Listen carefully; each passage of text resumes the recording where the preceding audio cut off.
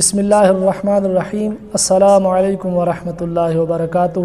سب سے پہلے آپ کو اپنے چینل پر خوش آمدید کہتا ہوں اور امید کرتا ہوں کہ آپ خیریت سے ہوں گے۔ بات کریں گے دنیا کی سب سے قیمتی گائے کے بارے میں۔ جی ہاں، دنیا کی سب سے قیمتی گائے، یہ بہت ہی اہم اور نہایت ہی شاندار قرآنی واقعہ ہے، اور اسی واقعہ کی وجہ سے قرآن مجید کی اس سورت کا نام سورہ بقرہ یعنی گائے والی سورت رکھا گیا ہے۔ اس کا واقعہ یہ ہے کہ بنی اسرائیل میں ایک بہت ہی نیک اور صالح بزرگ تھے، اور ان کا ایک ہی بچہ تھا جو نابالغ تھا، اور ان کے پاس فقط ایک گائے کی بچھیا تھی۔ اس بزرگ نے اپنی وفات کے قریب اس بچھیا کو جنگل میں لے جا کر ایک جھاڑی کے پاس یہ کہہ کر چھوڑ دیا کہ یا اللہ، میں اس بچھیا کو اس وقت تک تیری امانت میں دیتا ہوں کہ میرا بچہ بالغ ہو جائے۔ اس دن کے بعد اس بزرگ کی وفات ہو گئی، اور بچھیا چند دنوں میں بڑی ہو کر درمیانی عمر کی ہو گئی، اور بچہ جوان ہو کر اپنی ماں کا بہت ہی فرما بردار اور انتہائی نیکوکار ہوا۔ اس نے اپنی رات کو 3 حصوں میں تقسیم کر رکھا تھا۔ ایک حصے میں سوتا تھا، اور ایک حصے میں عبادت کرتا تھا، اور ایک حصے میں اپنی ماں کی خدمت کرتا تھا، اور روزانہ صبح کو جنگل سے لکڑیاں کاٹ کر لاتا اور ان کو فروخت کر کے 1/3 رقم صدقہ کر دیتا، اور 1/3 اپنی ذات پر خرچ کرتا، اور 1/3 رقم اپنی والدہ کو دے دیتا۔ ایک دن لڑکے کی ماں نے کہا کہ میرے پیارے بیٹے، تمہارے باپ نے میراث میں ایک بچھیا چھوڑی تھی جس کو انہوں نے فلاں جھاڑی کے پاس جنگل میں اللہ تعالیٰ کی امانت میں سونپ دیا تھا۔ اب تم اس جھاڑی کے پاس جا کر یوں دعا مانگو کہ اے حضرت ابراہیم اور حضرت اسماعیل اور حضرت اسحاق علیہ السلام کے خدا، تو میرے باپ کی سونپی ہوئی امانت مجھے واپس دے دے۔ اور اس بچھیا کی نشانی یہ ہے کہ وہ پیلے رنگ کی ہے، اور اس کی کھال اس طرح چمک رہی ہوگی کہ گویا سورج کی کرنیں اس میں سے نکل رہی ہیں۔ یہ سن کر لڑکا جنگل میں اس جھاڑی کے پاس گیا اور دعا مانگی، تو فوراً ہی وہ گائے دوڑتی ہوئی آ کر اس کے پاس کھڑی ہو گئی، اور یہ اس کو پکڑ کر گھر لایا۔ تو اس کی ماں نے کہا، بیٹا تم اس گائے کو لے جا کر بازار میں 3 دینار میں فروخت کر ڈالو، لیکن کسی گاہک کو بغیر میرے مشورے کے مت دینا۔ ان دنوں بازار میں گائے کی قیمت 3 دینار ہی تھی۔ بازار میں ایک گاہک آیا جو در حقیقت فرشتہ تھا۔ اس نے کہا کہ میں گائے کی قیمت 3 دینار سے زیادہ دوں گا، مگر تم ماں سے مشورہ کیے بغیر گائے میرے ہاتھ فروخت کر ڈالو۔ لڑکے نے کہا کہ تم خواہ کتنی ہی زیادہ قیمت دو، مگر میں اپنی ماں سے مشورہ کیے بغیر ہرگز اس گائے کو نہیں بیچوں گا۔ لڑکے نے ماں سے سارا ماجرا بیان کیا، تو ماں نے کہا کہ یہ گاہک شاید کوئی فرشتہ ہو، تو اے بیٹا تم اس سے مشورہ کرو کہ ہم اس گائے کو ابھی فروخت کریں یا نہ کریں۔ چنانچہ اس لڑکے نے بازار میں جب اس گاہک سے مشورہ کیا تو اس نے کہا کہ ابھی تم اس گائے کو فروخت نہ کرو، آئندہ اس گائے کو حضرت موسیٰ علیہ السلام کے لوگ خریدیں گے، تو تم اس گائے کے چمڑے میں سونا بھر کر اس کی قیمت طلب کرنا، تو وہ لوگ اتنی ہی قیمت دے کر خریدیں گے۔ چنانچہ چند ہی دنوں کے بعد بنی اسرائیل کے ایک بہت مالدار آدمی کو، جس کا نام عامل تھا، اس کے چچا کے دونوں لڑکوں نے قتل کر دیا، اور اس کی لاش کو ایک ویرانے میں ڈال دیا۔ صبح کو قاتل کی تلاش شروع ہوئی،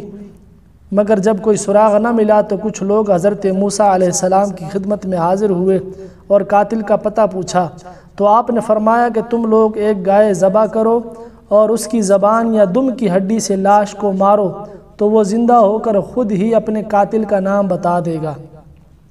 یہ سن کر بنی اسرائیل نے گائے کے رنگ، اس کی عمر وغیرہ کے بارے میں بحث شروع کر دی، اور بالآخر جب وہ اچھی طرح سمجھ گئے کہ فلاں قسم کی گائے چاہیے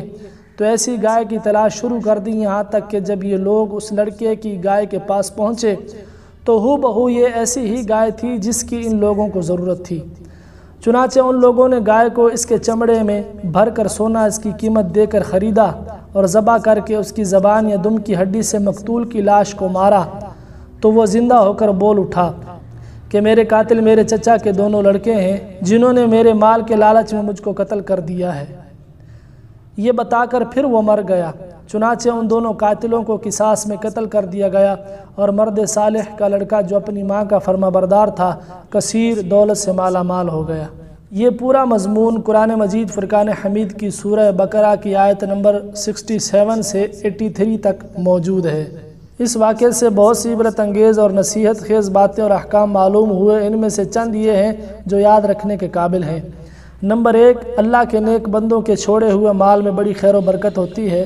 جیسا کہ آپ نے سنا کہ اس مرد صالح نے صرف ایک بچیا چھوڑ کر وفات پائی تھی، مگر اللہ تعالیٰ نے اس میں اتنی برکت عطا فرمائی کہ ان کے وارثوں کو اس ایک بچیا کے ذریعے بے شمار مال و دولت مل گئی۔ نمبر 2، اس مرد صالح نے اولاد پر شفقت کرتے ہوئے بچیا کو اللہ تعالیٰ کی امانت میں سونپا تھا، تو اس سے معلوم ہوا کہ اولاد پر شفقت رکھنا اور اولاد کے لیے کچھ مال چھوڑ جانا یہ اللہ والوں کا طریقہ ہے۔ نمبر 3، ماں باپ کی فرما برداری اور خدمت گزاری کرنے والوں کو اللہ تعالیٰ غیب سے بے شمار رزق کا سامان عطا فرما دیتا ہے، جیسا کہ آپ نے سنا کہ اس یتیم لڑکے کو ماں کی خدمت اور فرما برداری کی بدولت اللہ تعالیٰ نے کس قدر صاحب مال اور خوشحال بنا دیا۔ نمبر 4، اللہ تعالیٰ کے احکام میں بحث کرنا مصیبتوں کا سبب ہوا کرتا ہے، جیسا کہ آپ نے سنا کہ بنی اسرائیل کو ایک گائے ذبح کرنے کا حکم ہوا تھا، وہ کوئی سی بھی ایک گائے ذبح کر دیتے تو فرض ادا ہو جاتا، مگر ان لوگوں نے جب بحث شروع کر دی کہ کیسی گائے ہو، کیسا رنگ ہو، کتنی عمر ہو، تو مصیبت میں پڑ گئے کہ انہیں ایک ایسی گائے ذبح کرنی پڑی جو بالکل نایاب تھی، اس لیے اس کی قیمت اتنی زیادہ ادا کرنی پڑی کہ دنیا میں کسی گائے کی اتنی قیمت نہ ہوئی، نہ آئندہ ہونے کی امید ہے۔ نمبر 6، جو اپنے اہل و عیال کو اللہ تعالیٰ کے سپرد فرما دے، اللہ تعالیٰ اس کے اہل و عیال کی ایسی پرورش فرماتا ہے جس کو کوئی سوچ بھی نہیں سکتا۔ نمبر 7، امیر المومنین حضرت علی رضی اللہ تعالی عنہ نے فرمایا کہ جو پیلے رنگ کا جوتا پہنے گا وہ ہمیشہ خوش رہے گا اور اس کو غم بہت کم ہوگا، کیونکہ اللہ تعالیٰ نے پیلی گائے کے لیے یہ فرمایا کہ تسر الناظرین، کہ وہ دیکھنے والوں کو خوش کر دیتی ہے۔ نمبر 8، اس سے معلوم ہوا کہ قربانی کا جانور جس قدر بھی زیادہ بے عیب اور خوبصورت اور قیمتی ہو اسی قدر زیادہ بہتر ہے۔ اللہ تعالی ہم سب کو قرآن مجید فرقان حمید کو سمجھنے اور اس پر عمل کرنے کی توفیق عطا فرمائے۔ آخر میں گزارش ہے کہ اگر آپ کو ہماری یہ ویڈیو اچھی لگی ہو تو ہمارے چینل کو سبسکرائب کر دیں۔ شکریہ۔